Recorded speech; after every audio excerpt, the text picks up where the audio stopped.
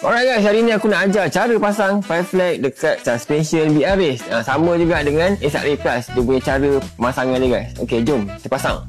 Penting dia punya skru dalam kotak ni dia ada dua saiz. Yang pertama adalah 10mm, yang kedua adalah 20mm guys. Yang spesialnya korang kena ada special tool guys. Special tool ni memang dah siap sekali dalam kotak guys. Okey, cara nak buka skru ni, pertama korang kena pusing skru ni lawan arah jam guys. Okey, korang dah pusing semua lah. Okey, lepas adalah skru, korang kena angkat ni guys, dua-dua ni guys dan korang akan nampak 3 angle ni guys. Korang nak ubah angle dia dekat sini guys. Ini dia punya pin dan angle dia lah. Okey guys, ni kita nak pasang 20mm punya saiz 5 flag guys. Korang kena ingat ni skru lain dan atas pun skru lain guys. Okey guys, korang kena ikut lubang skru dia guys. Okey guys, korang jangan silap guys Yang belah sini adalah untuk 20mm, yang ni adalah untuk 10mm guys. Okey, kalau korang tengok ni skru yang macam ni, korang kena masuk dekat lubang ini guys.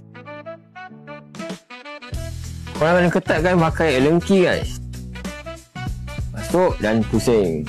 Guys, cara pasang dia punya atas guys. Yang ni skru ni korang kena masuk dekat lubang yang mana yang tak pasang skru ni guys. Okey, masuk sini dulu. Okey, ni kita pakai angle pertama guys. Dan ikut dia punya lubang skru. Okey, korang jangan salah yang ni untuk 20mm, ini pula untuk 10mm guys. Ni sekarang kita pakai adalah 20mm. Pasang ikut arah jam guys.